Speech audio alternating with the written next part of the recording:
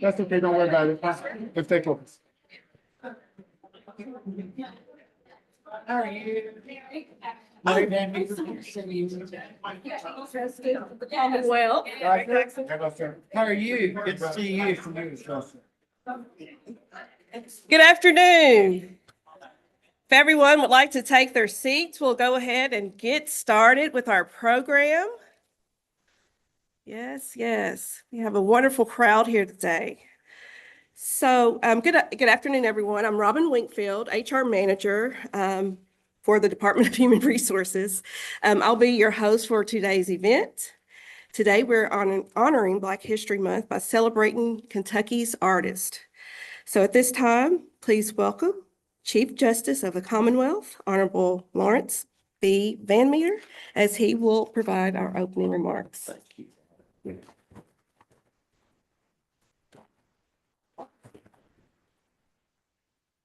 Good morning and welcome to the Administrative Office of the Court Black History Month celebration. This is the 5th year that the AOC has hosted this event, and I'm especially grateful to Robin and many others here at the AOC for continuing this tradition. My colleagues and I are glad to be here and celebrating today. In keeping with the national theme, the theme this year's event is Black History through Kentucky's Artists. Throughout February, the Kentucky Court of Justice is highlighting 4 African-American figures who've made an indelible mark in Kentucky history. Ed Hamilton is the first, and I would be remiss not to mention him today. For those not familiar, Ed Hamilton is a Louisville-based sculptor whose work has been internationally recognized.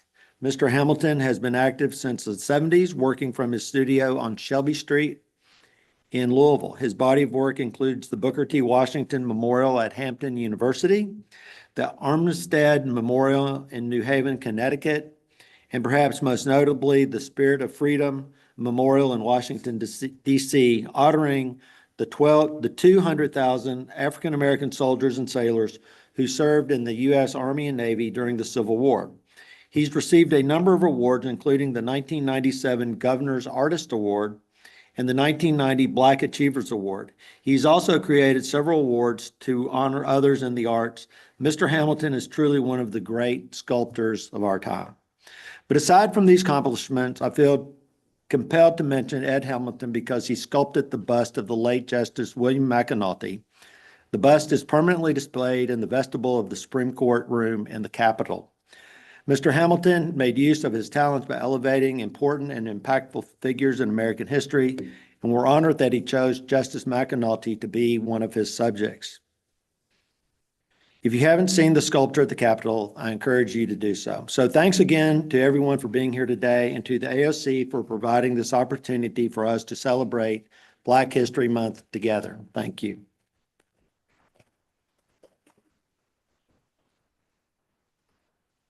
Thank you, Chief. So at this time, we will have a soloist, Miss Mary Jackson, to sing the Black National Anthem for us. Mary.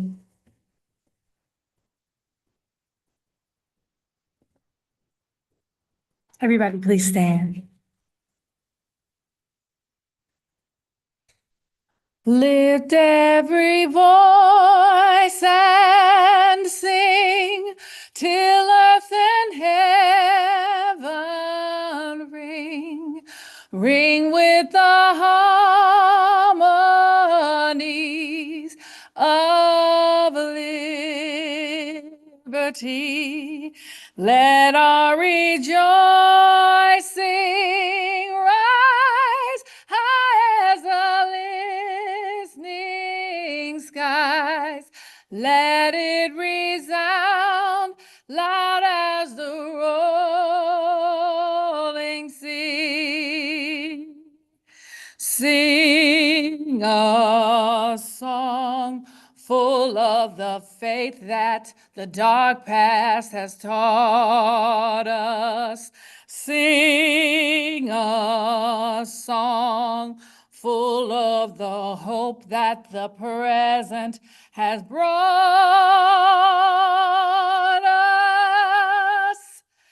Facing the rising sun of our new day begun, let us march on till victory is won. God of our wearies,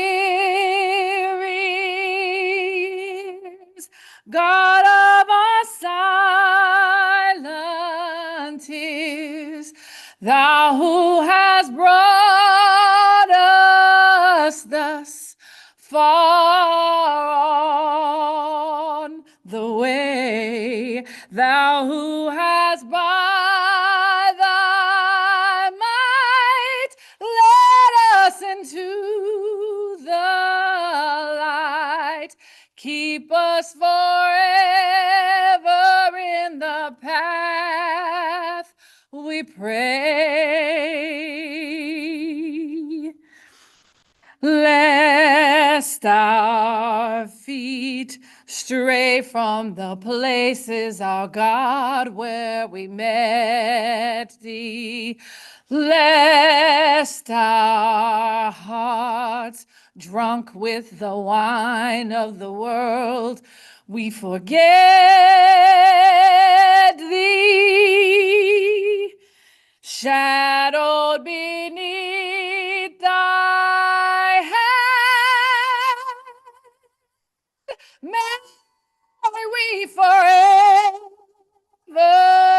stand, true to our God, true to our native land.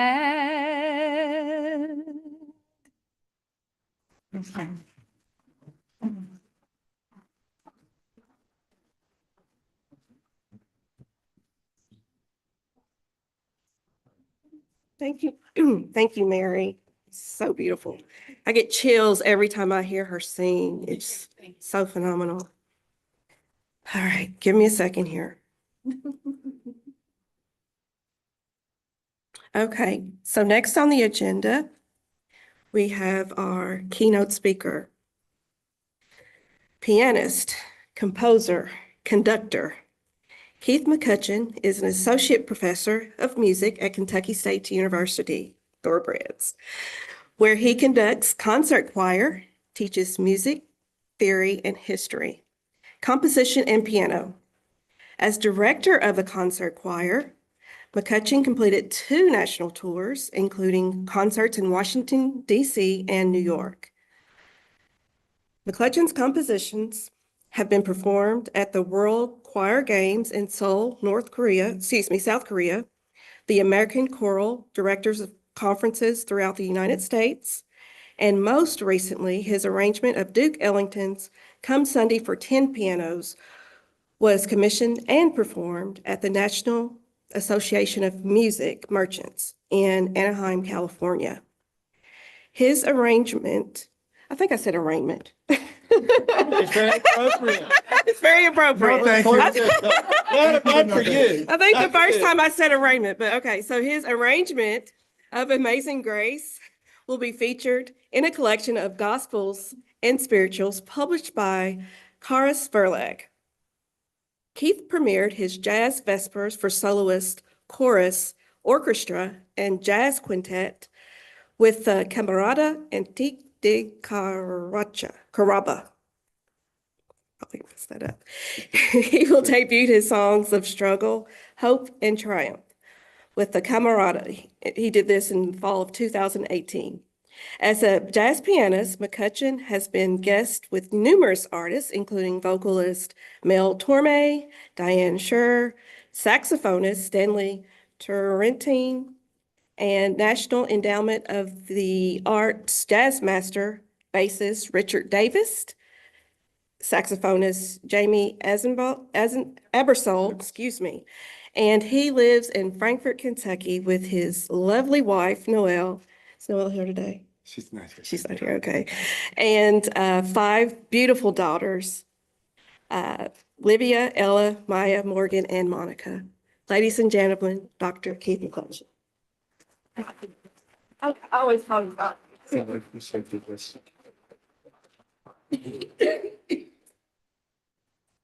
Hello, everyone. I have to say, I think I heard you humming over here. Was that you humming? It was you. It was you. It was good. It was good. All the way through, we were singing all the way through. And I appreciate that you know the melody and that it was resonating in you as those poetic words were being stated. Aren't they just beautifully poetically stating one's experience, which is what we do when we tell a story. It's telling that story.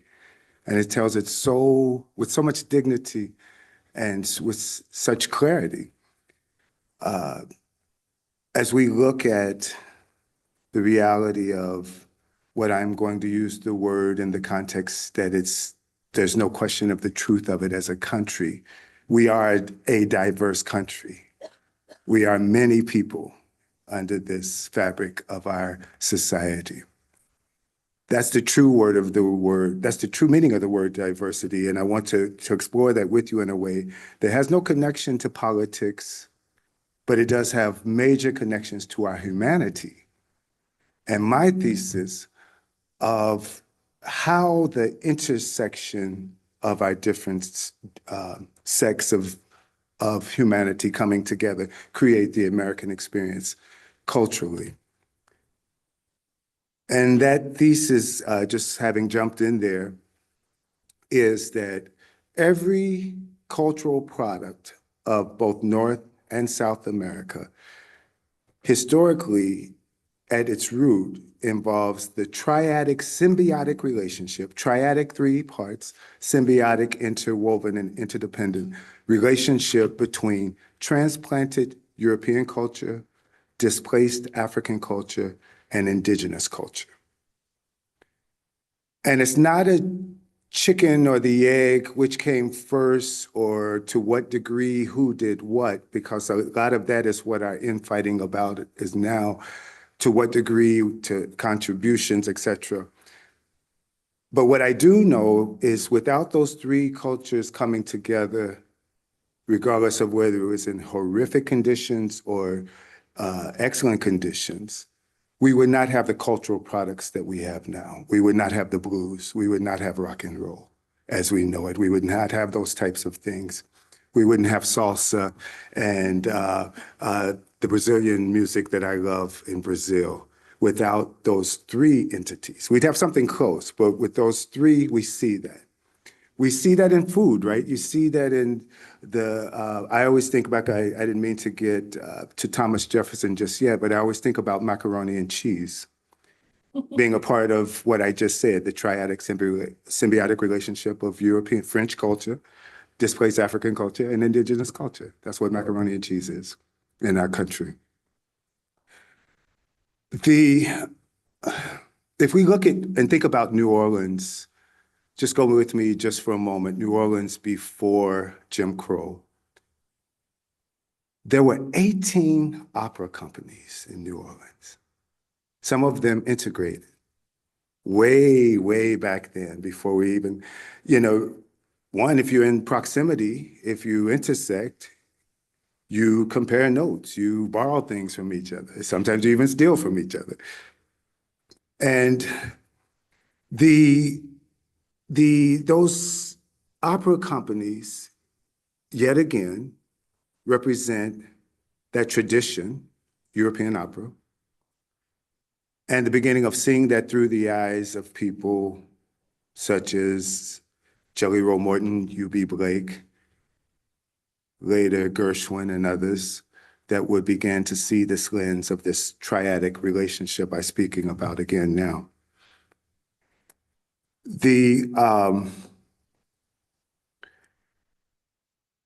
Jelly Roll Morton said, and I like to quote him often, he would talk about how that whoever came into the ports of New Orleans, he knew their songs, if they were English, if they were Spanish, if they were French.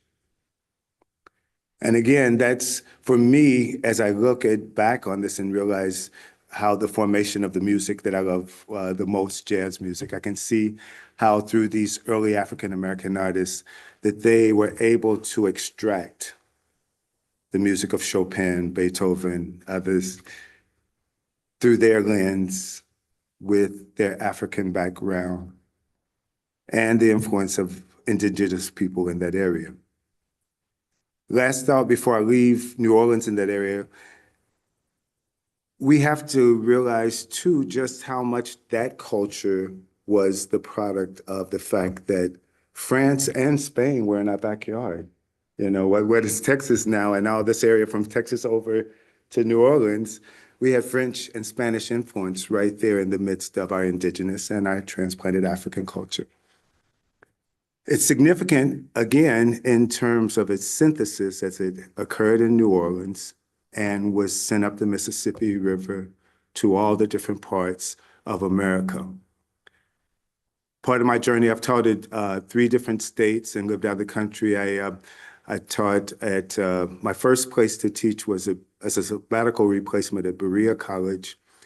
And then I was able to go to Minnesota and both work on a master's while teaching some at University of Minnesota. And then once I completed my master's there, I taught at St. Olaf College in Northfield, Minnesota, and then made my way to Bloomington, Indiana, to Indiana University, and was able to teach there before getting into the doctoral program at the Jacobs School and beginning my doctoral work there. All that to get to the place of then getting a job at Appalachian State in Boone, North Carolina, which took me to the Appalachian Mountains. And I got to live up on the side of a mountain on a Christmas tree farm with my family. And while I was like this only white man out there in the midst of all these people up in the mountains in Appalachia, I felt such an energy that I was being drawn to, and the people around me were so nice, and so many traditions of ethnic identity that go back to the people's Irish roots, their German, French roots, what have you, but I think mostly Irish, Scottish for these people. And I just got this book, Race in Appalachia, from the bookstore down in Port Richards about a month ago. And I was reading about the very places where I was staying in North Carolina. Sugar Grove, North Carolina, right outside Boone, is a major hub of where African-American banjo players and white, Irish, Scottish banjo players exchanged information. There's one of those symbiotic relationships going on right there, right? And at the time, I wasn't really familiar with it. People would ask me, are you familiar with the old time music here? And I was like, no, that's not really my thing. Okay, I'm with it. Not realizing that the connection comes back to my Blackness. No, it's not just a white thing. This is as much a Black thing as a white thing. The banjo, going into country music and going into all these areas. Back to my thesis again, there's a symbiotic connection. Another part of that area was Ashe County. And Ashe County, again, I was the music director of the church, the only African-American there, all whites. It's people, I've never been treated as nice in the church in my life. I've no disrespect for my churches here, I love you. But again, I couldn't understand these people. It's just something, this isn't fake. This is real. This is authenticness and humanity towards me, my family here. Turns out that place, I won't use the N-word, it was called That Mountain, but it wasn't a derogatory thing. It was a place where the Underground Railroad used to come through. So this place had been a haven for Black people and culture from way back. And even though there wasn't really any trace necessarily of African-American culture right there in the midst right then, the space had been set. There was something in that soil, in that area. in both of these areas that I live, again, dealing with my thesis and who I am and what I do. And so I was able to be a part of that, not even knowing that that historical synergy was already there. I grew up in a place, and I guess, when you asked me to be here, we're talking about me on a level because I am from Kentucky. I'm an African-American artist, and I'm from Kentucky.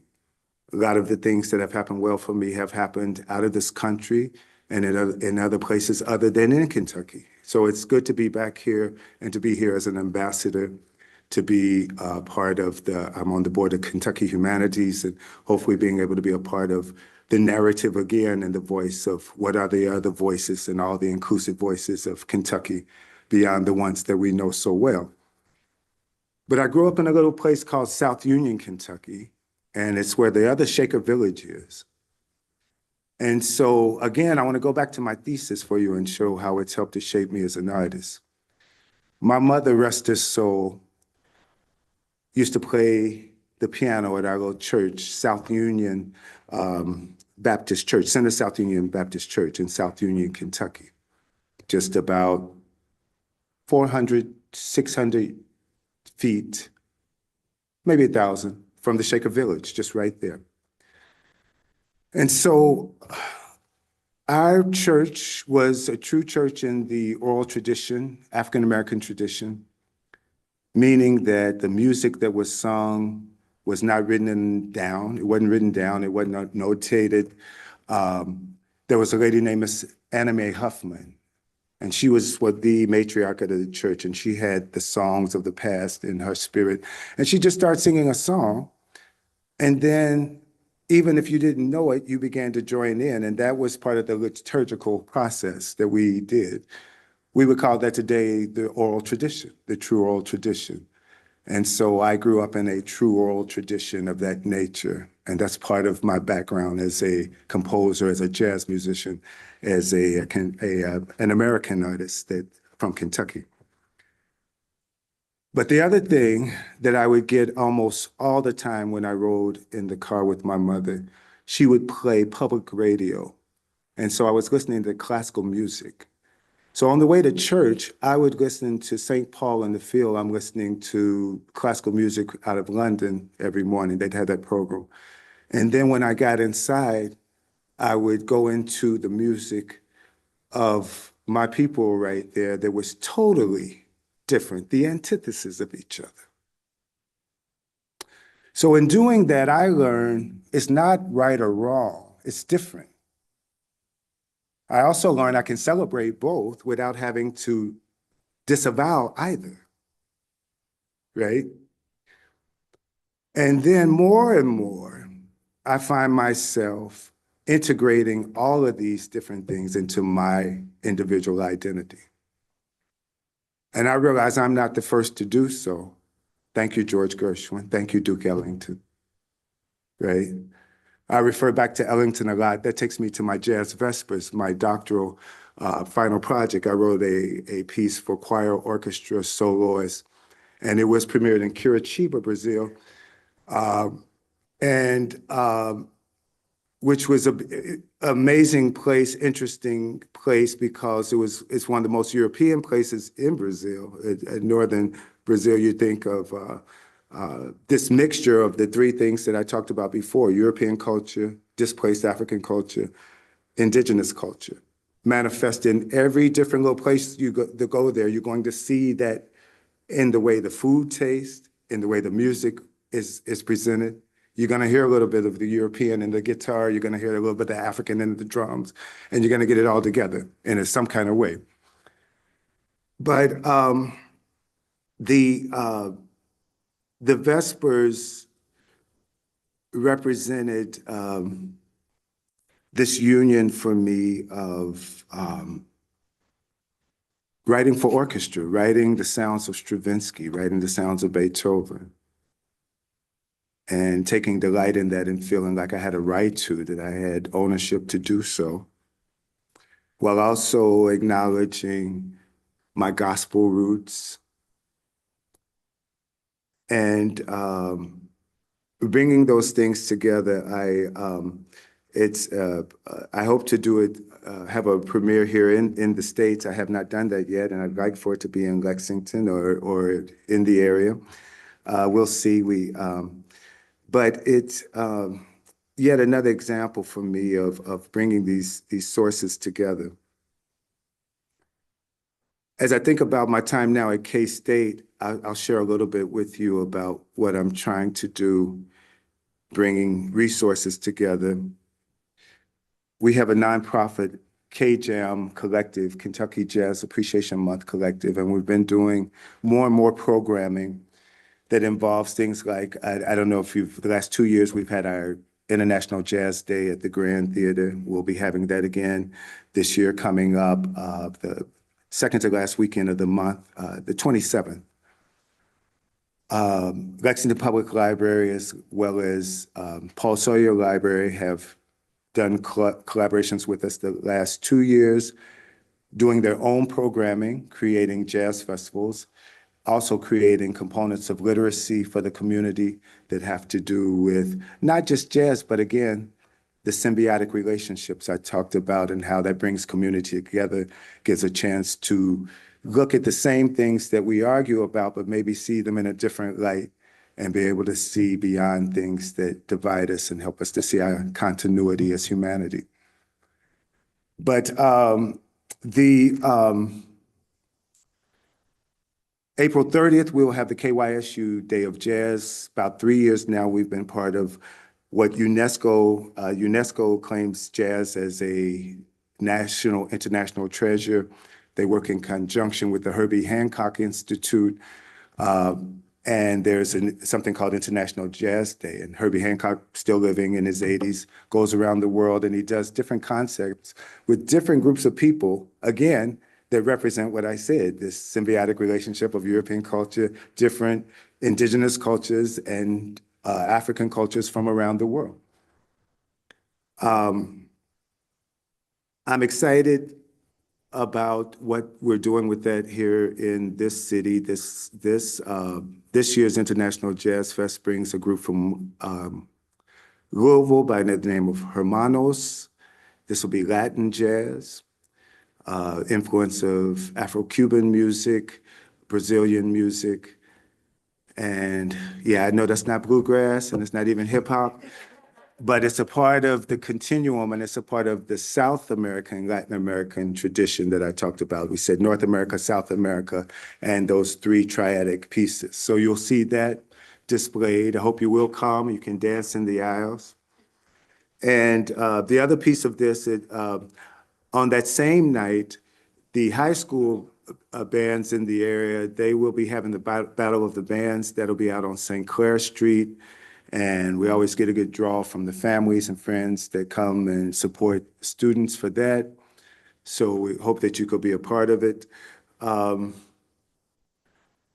1st of April, April is the Jazz Appreciation Month.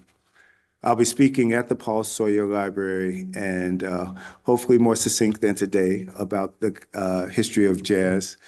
But today I did just want to share a little bit about me through these experiences and connection to the world and my world through music. In terms of the community of, I came to Lexington in 1982 from my little area that I told you about earlier. And I have to tell you, I experienced Lexington like a kid in a candy store. I really did. But again, in all these different circles that don't always connect. But I was in all of them, but then I would go to the next, and then I said, wait a minute. I have to be like Bruce Lee, like water. I got to flow through them all. I don't fit in any one by itself, but I need to be able to flow. There's a lot of words for that now. You know, people talk about this and that. I don't think it's switching anything. It's about realizing your identity of who you are, wherever you are, and being able to be a part of who you are, wherever you are. But my thing When I was a freshman here, I got to play for the ballet classes at the Lexington Ballet. I'd go down to Arts Place, I'd play the ballet classes. And then I'd go to the jam session and play with Duke Madison over at Roberts Ribs. And then on Sunday, I played at Consolidated Baptist Church when it was on Upper Street. And then I would tour with Vince DiMartino and get to play with people like Doc Severinsen and Mel Torme and whatnot. And so in that sense, it was very well-rounded.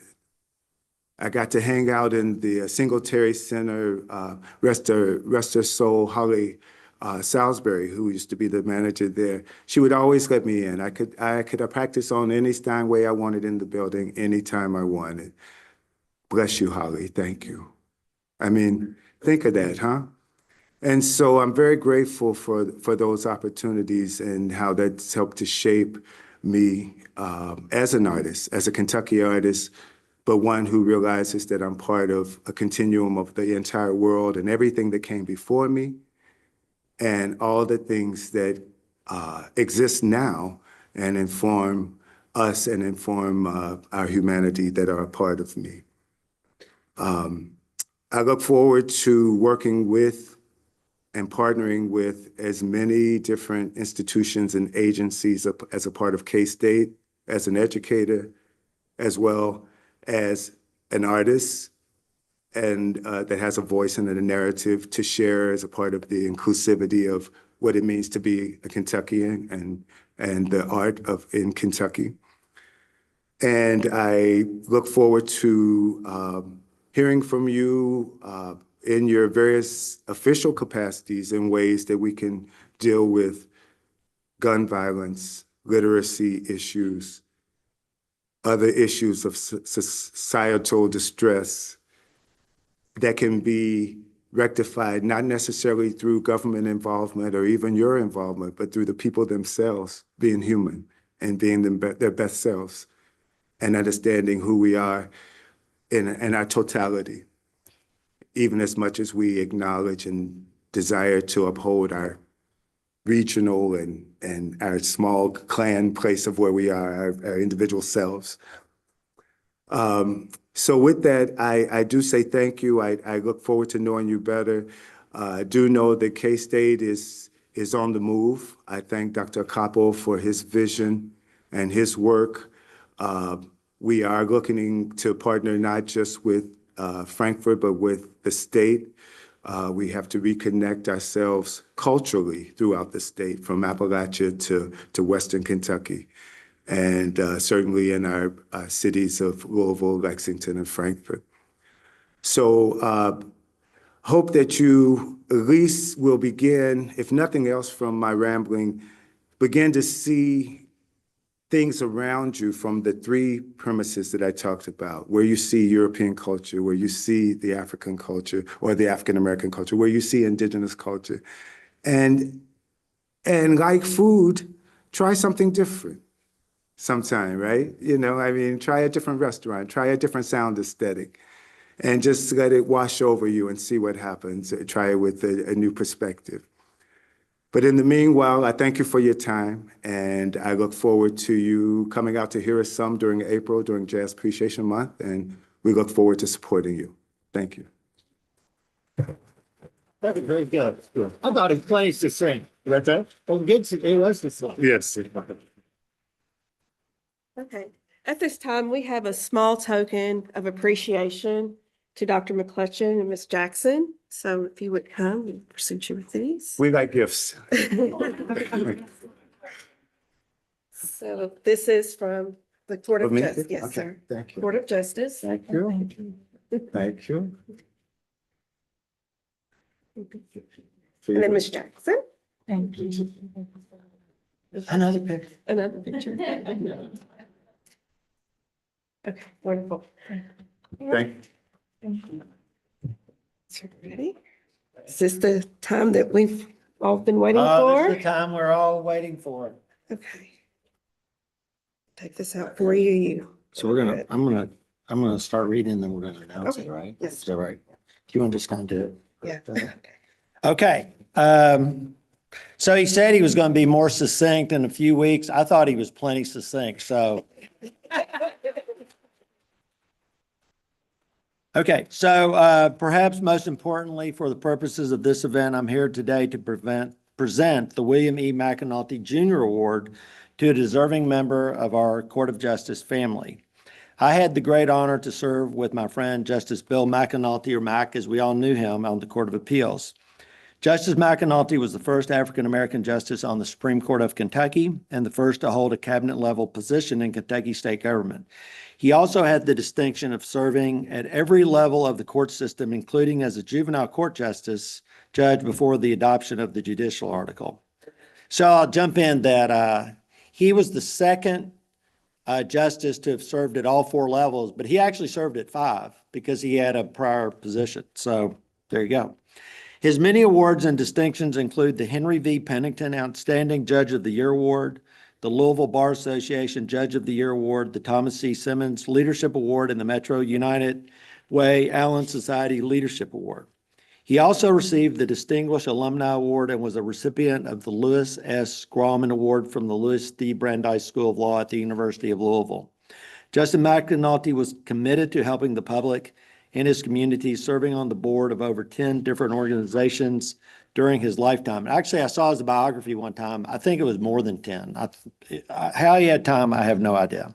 But some of his organizations were the Metro United Way, the Kentucky Children's Home, and the East End Boys Club of Louisville. And he was a Little League baseball coach. So I'll throw that out there, very important. More than anything, Mac was a loyal friend who sometimes was known for his sound advice, his quick and sometimes biting wit, and his good nature. And so on the time I served with him on the Court of Appeals, I was on the receiving end of some of that wit. In honor of Justice McAnulty's legacy, this award will be given to someone who has demonstrated commitment to their profession, leadership, and dependability, generosity towards others, and a dedication to their community. So this year's award, the recipient 2024 William E. McAnulty Jr. Award, Clark County Circuit Court Clerk Martha Miller.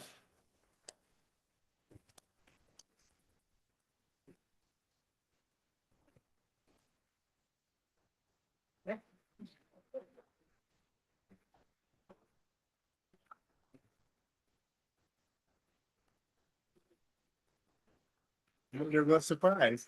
She was. We had to get her over here under false pretenses. So I will share that we got her here under false pretenses. We scheduled a circuit clerk's legislative committee meeting. Come up here. Yeah. That we really didn't need, but you know.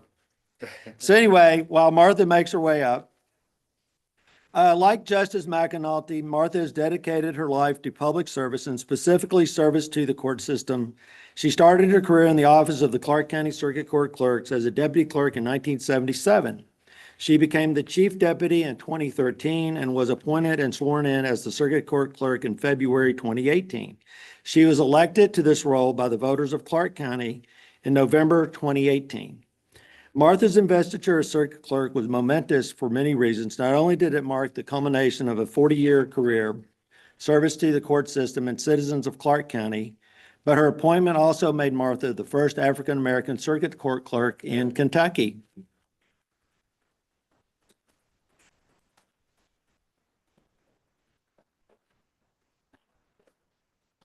Throughout her tenure with the Kentucky Court of Justice, Martha has demonstrated her dedication, professionalism, and willingness to collaborate on new projects and programs designed to improve the efficiency of our court processes. She has been involved with several technology projects, including an e-filing project, the Kentucky Secretary of State's office, and has served as a team member with the Specialty Courts LEAP program, the Senate Bill 90 Behavioral Health Conditional Dismissal Program, and as the Clark County District Court Teen Court Coordinator. Martha has also been active with the Kentucky Association of Circuit Court Clerks, where she currently serves on the Legislative Committee, which had not a meaningful meeting today, and the Trust for Life Committee, which has been something important to me personally. She personally served on the KACCC Executive Committee, the Benevolence Committee, and as a member of the Trust for Life board member. Perhaps most significantly, Martha has been a leader within her Clark County community. She currently serves as chairperson of the Hillcrest Cemetery Board and is a member of the Clark County Regional Medical Center Board of Trustees, Clark County Preschool Council Board, the Clark County Equity Coalition Board, the Winchester Clark County Dr. Martin Luther King Unity Committee, and the Golden Link Temple number 123. She formerly served as secretary of the Winchester Clark County Human Rights Commission, as a member of the Clark County Fiscal Court Private Cemetery Board, and as chairperson of the Labor Day Committee. And if this all wasn't enough, she's also volunteered as a Girl Scout leader, as a board member of the Big Brothers and Big Sisters of Winchester, and with the Clark County Black and Hispanic Achievers. Martha served on the school-based decision-making council at both Clark Middle School and the George Rogers Clark High School. She also is an active member of the First Baptist Church, where she previously served as youth and young adult Sunday school teacher and the youth director and choir director. How about that? When I was preparing to present this award today, I asked my good friend and Martha's friend, retired Judge Julie Adams, who's sitting up here, for some information about Martha that I could use in my remarks.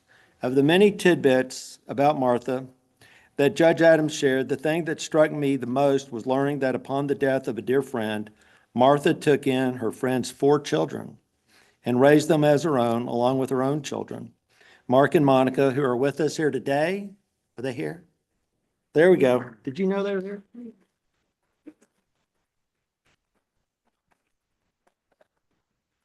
This action speaks louder than any of the words as to the type of person Martha Miller is. There's an old Chinese proverb that says, if you want happiness for an hour, take a nap. If you want happiness for a day, go fishing or looking for arrowheads. If you want happiness for a year, inherit a fortune. If you want happiness for a lifetime, help someone else. Martha Miller's 46 years of service to the court system, to her seemingly endless supply of time and energy for her community, her friends, and her family proves the truth of this adage.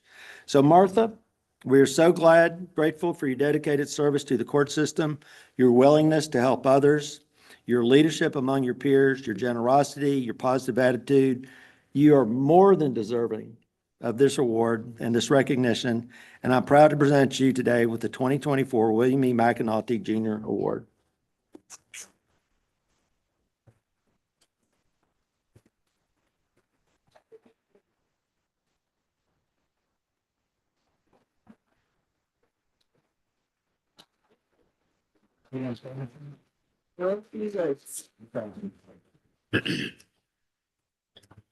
To God be the glory.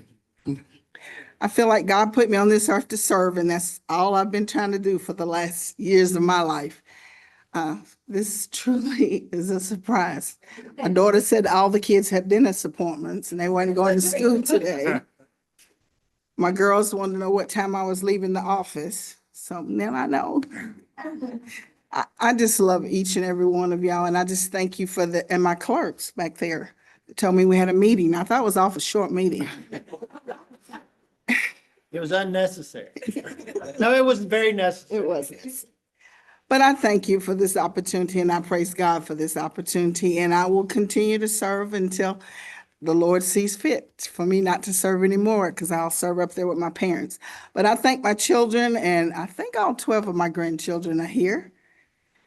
And I thank them. I think 2's missing. Okay. But I just thank God for family. And I feel like this is my second family away from my family. And I thank my children for putting up with me, especially my 2 children, because they say, you're always doing something, Mama. You never, never, never. But I haven't missed anything that they've had. So, and they've not missed anything that I've had. So I just thank God for the privilege. And my judge over there, you got me on this one. I thank you too for being a part of my life. She was a part of my children's life.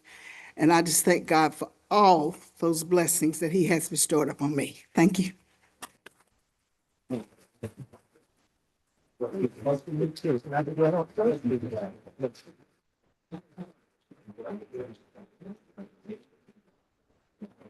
Jackson, my next door neighbor didn't tell me. What? I said, my next door neighbor didn't even tell me. Well, heck no, we weren't gonna tell you. We wanted you to be surprised. Got you. Yes, thank you.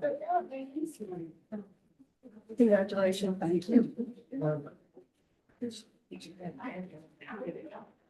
Well deserved, well deserved.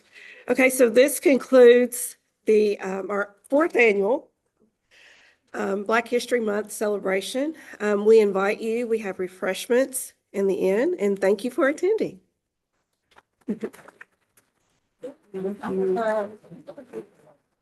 Hey, sir. So, when you were at St. Olaf, Yeah. did you know,